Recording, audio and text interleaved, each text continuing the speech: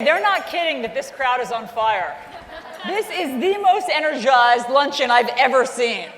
So you guys are clearly doing something right, or they're serving something great here.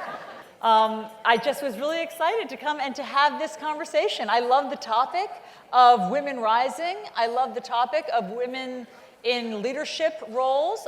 But to your question or your point about whether it's innate or learned, I think that we all have that capacity for leadership. And so part of our job is, as leaders, is to be able to draw that out of others. Part of our responsibility in that room is to make those opportunities happen.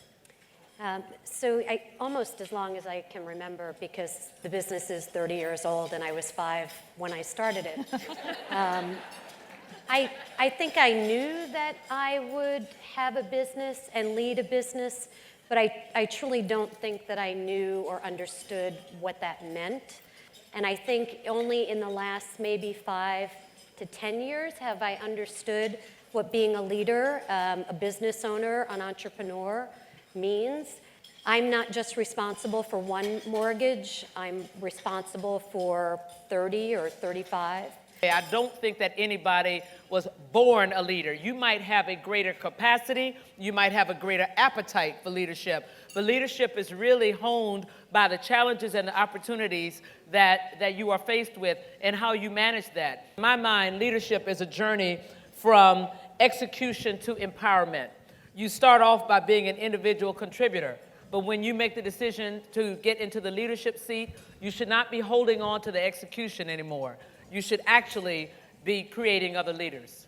When I actually was pregnant with my first child, and I remember coming to the office, and my husband and I thought we had it all figured out what we were going to do, and all of a sudden I was getting calls from different women partners in the office wanting to take me to lunch. It was this big outpouring of support to say, hey, let me share with you how I do it.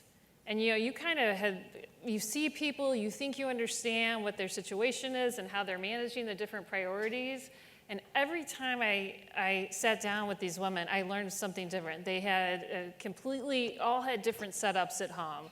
Working spouses, non-working spouses, nannies, 2 nannies, no nannies, au pairs, It was like this whole world that I really had no exposure to.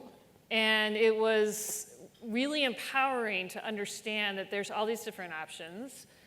Carla. Okay, so I'll give you a distinction in my mind between mentor and sponsor, because they're two different things. And the mentor, in my opinion, is the person that you can tell the good, the bad, and the ugly to. And this is the person that will give you tailored advice, tailored specifically to you and to your career aspirations.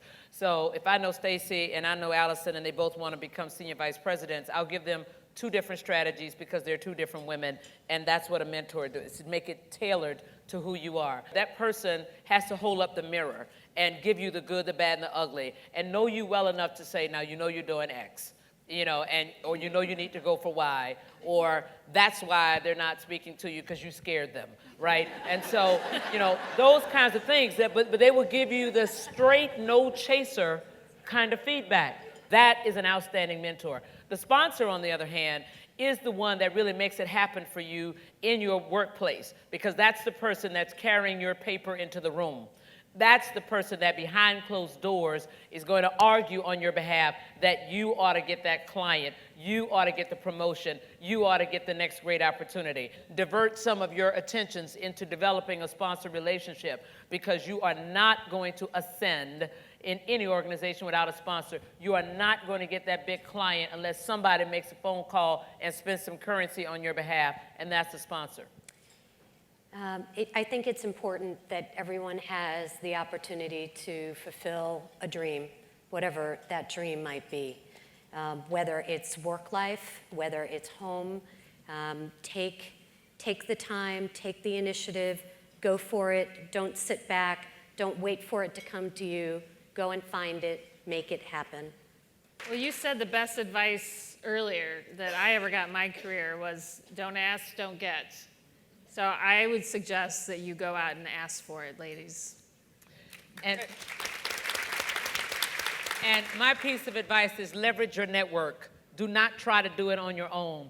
There's somebody in your network that can be helpful in advancing whatever endeavor that you have. Do not try to do it on your own. Everybody needs a network, so use it. And you exercise your voice to ask for people to help you. And if one person turns you down, just say next and go on to the next person. But don't let one person's rejection stop you on your ascension to maximizing your success.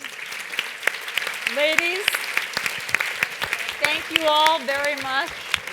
Robin, Stacey, Carla, you are wonderful. Thank you so much. Great to be here. Thank you.